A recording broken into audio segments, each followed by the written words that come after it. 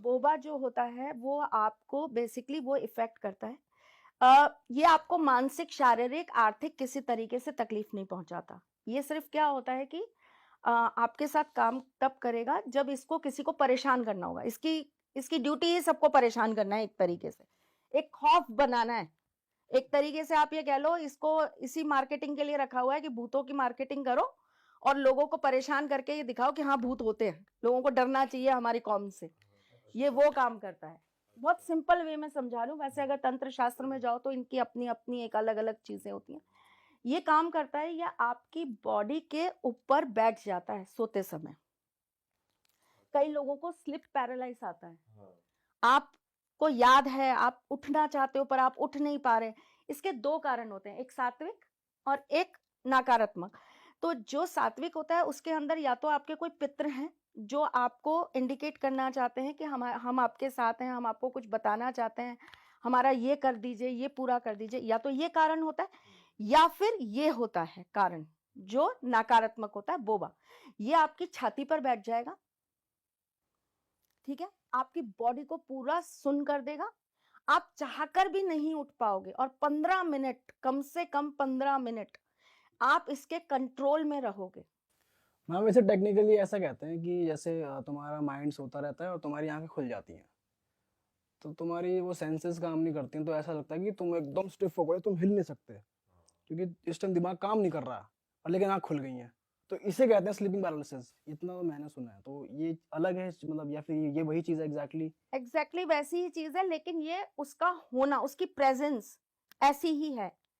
अब वो है या नहीं है उसके अंदर तो terms and conditions apply check करना पड़ेगा। क्योंकि मैम बहुत कॉमन है ये स्लीपिंग पैरालिसिस जो लोगों को हो जाती है, तो हर किसी के लिए नहीं कह सकते कि बोबाई है। हर किसी के लिए नहीं कह सकते ना, ये तो चीजें चेक करे बगैर आप किसी को भी नहीं कह सकते।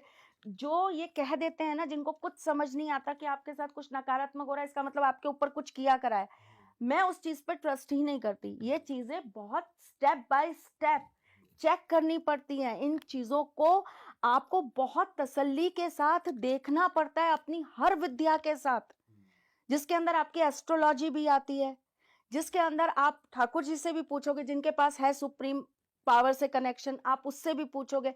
फिर उसके बाद सामने वाले के साथ में उन चीजों को टाई किया जाता है कि क्या आपको ये चीजें महसूस हो रही हैं। अच्छा ठीक है, अगर आपको ये चीजें लग रही हैं तो कुछ ऐसा है, ये है। मतलब आप एक चीज पर संशोधन कर ही नहीं सकते कि ये सिर्फ आपके ऊपर भूत प्रेत या ये चीजें हैं। मेरा आपको इन लोगों के बारे में बताने का सिर्फ एक ही मकसद है, वो ये कि लोगों को पता ही नहीं है कि इनकी वैरायटी कितनी बड़ी और कहां कहां तक है और क्या क्या कर सकते हैं। तो ये जो बोबा है ये सिर्फ डराता है? ये सिर्फ डराता है। ये एक छोटे बच्चे की तरह ना सिर्फ आपको छेड़ने का काम करता तो या अगर पितर आते हैं तो वो कुछ काम करवाना चाहते हैं, कुछ बताना चाहते हैं, अगर बोबा आएगा तो वो डराएगा, और वो किसी पे भी आ सकता है, कुछ पर्टिकुलर किसी है। के नहीं नहीं, वो फिर आपके साथ में वो चीजें होनी चाहिए। आपके गण उस समय इतने कमजोर होने चाहिए, या आप पर्टिकुलर ऐसी कोई जगह से निकले हो जहां से वो आपके साथ अट्रैक्ट होके आ गया हो, अच्छा। तभी वो आपके साथ आएगा। ऐसे नहीं ना आप घर में बैठे, अब अपन लोग बैठे, अब अपन कहें आजा बोबा आजा, तो बोबा ऐसे थोड़ा ना आएगा। ये हम और आप जैसे नहीं है, ये इंसान है जो फितरत बदलता है। भूतों के अंदर बहुत ईगो है, बहुत ईगो है भूतों की, और इनकी अपनी टर्म्स एंड कंडीशंस है, वही पूरी होगी तभी आपके साथ आएंगे, ऐसे नहीं आएंगे। अच्छा। कि कोई किसी के साथ भी कभी भी चल देगा कि चल भाई ये जा रहा है तो चल इसके साथ चल दूं, नहीं।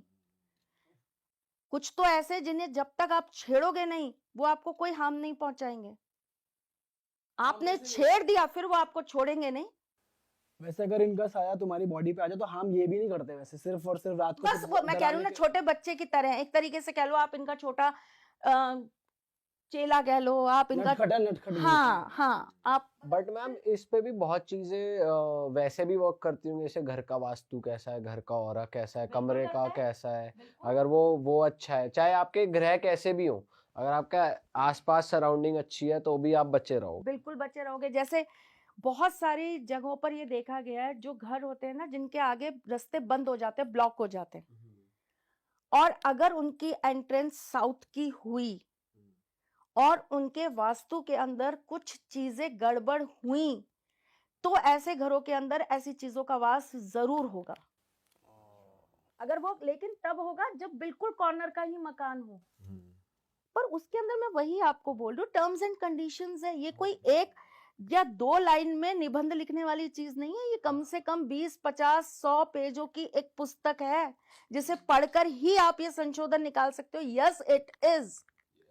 और या फिर आपके ऊपर ठाकुर जी विराजमान हो, जो एक बस ऐसे आए और बता दे कि हाँ भाई ये चीज है। अब आप जाके आप लोगों से पूछिए जो बात कर रहे हैं ना इनके बारे में, उनसे पूछिए आपको वैरायटी पता है, तो वो कहेंगे ये एक बहुत बड़ी रिसर्च है, जाने कितने सालों में ये चीजें निकल के आई, और अभी तो अनगिनत ऐसी चीजें जो हमें भी नहीं पता, शायद हम भी अनभिज्ञ हैं उन चीजों से, धीरे धीरे करके वो निकल के आएंगी।